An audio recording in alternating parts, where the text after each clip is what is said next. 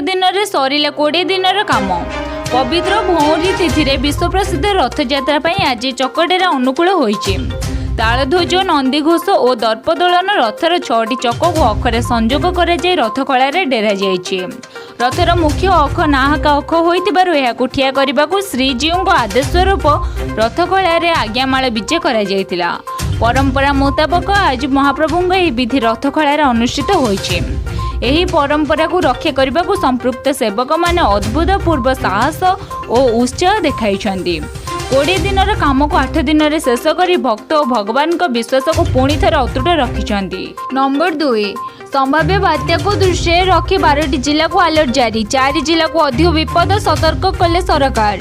संभाव्य बात्या को दृष्टि रखी राज्य सरकार प्रस्तुति आरंभ कर देइछन्ति। आज मुख्य शासन सचिव स्वतंत्र रिलीफ कमिशनर वरिष्ठ अधिकारी और जिलापाल मानक सहित वीडियो कॉन्फ्रेंसिंग जोगे विशद आलोचना करिसेंति। 12टी जिला को अलर्ट जारी कर जाइछि। गंजाम गजपति पुरी नयागढ़ खोर्धा जगतसिंहपुर केन्द्रापड़ा बालेश्वर भद्रक मयूरभंज अनुगुल और ढेंकानाल जिलापाल को प्रस्तुत रखा कहुଯାଇଛି। तेबे केन्द्रापड़ा जगतसिंहपुर बालेश्वर भद्रक को बेसी प्रभाव पड़िपारे बोली अनुमान करसबू जिला माने सजग रहिबाकू स्वतंत्र रिलीफ कमिशनर प्रदीप कुमार जेना निर्देश देइछन्ति। नंबर 3 सबु प्रकार फल पनीपरिया ପାଇଁ लागू हेबो ऑपरेशन ग्रीन। टमाटो पियाज आलू उत्पादन बढ़ाइबा लागि ऑपरेशन ग्रीन कार्यकारी करा जायछि। सेही कार्यक्रम को एबे सबु प्रकार फल और पनीपरिया ପାଇଁ लागू करिया को केंद्र सरकार निष्पत्ति नेइछन्ति। ए संक्रांत रे आज घोषणा करी अर्थमंत्री निर्मला सीतारमण कहिसेंति जे टॉप रु एबे टोटल पर्यंत ध्यान देबाकू पड़िबो। एथिपे 500 कोटी टंकार स्कीम संक्रांत रे घोषणा करा जायछि। नंबर 4 मैट्रिक खाता मूल्यांकन प्रसंग रे हाईकोर्ट को गुरुत्वपूर्ण राय। कोविड-19 नियमावली उल्लंघन हेबो नाही। मैट्रिक खाता मूल्यांकन बेले कोविड-19 नियमावली कड़ाकड़ी पालन हेबो।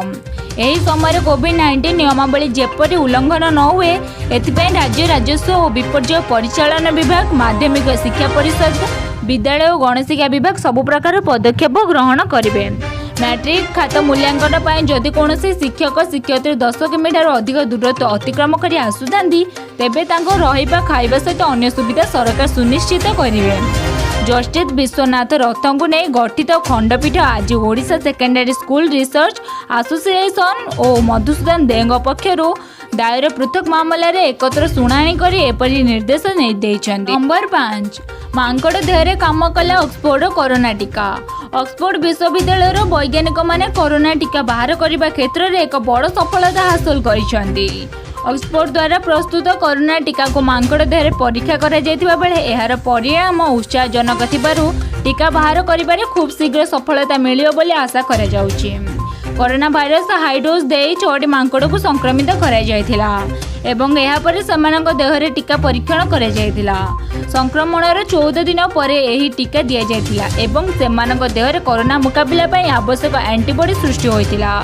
फल मनुष्य देहरे भी एहार परीक्षण पई रास्ता खोली जाइछि। नंबर 6 चीन को टपिला भारत। 84,712 आक्रांत 1,649 मृत। लॉकडाउन और व्यापक कटकणा भितर भी भारत में कोरोना आक्रांतों संख्या चीन आक्रांत संख्या ठारू बढ़ी जाइछि। आज देश में मोट आक्रांतों संख्या 84,712 रे पहुंची। अन्यपक्षे चीन आक्रांतों संख्या 82,933 रही। गत 24 घंटा मध्य देश में 3,967 नया मामला चिन्हट होइछि एवं 100 जनकर मृत्यु होइछि। देश में एवं सक्रिय मामला 51,000 अधिक रही प्राय 28,000 आरोग्य होइछन्ति। एजब देश में 34.06% रोगी सुस्थ होइछन्ति। नंबर 7 संगरोध में सुप्रीमकोर्ट विचारपति परिवार और रोषा कोविड-19 पॉजिटिव। रोषा शरीर में कोविड-19 पॉजिटिव आसवा पर सुप्रीमकोर्टर जड़े विचारपति एवं तांको परिवार को संपूर्ण संगरोध में रखा जाइछि। रोषा जनक संपूर्ण विचारपति पारिवारिक रोषा भाव काम करुले। से गत 7 तारिख में छुट्टी रे जाइथिले। तेबे छुट्टी कटाई रोषा जनक विचारपति घर को फेरिबा परे गतकाली तांकर कोविड-19 परीक्षा करा जायतिला एवं से कोविड-19 पॉजिटिव थिबा ने स्पष्ट हेबा परे विचारपति एवं तांको परिवार को संपूर्ण संगरोध में रखा जाइछि।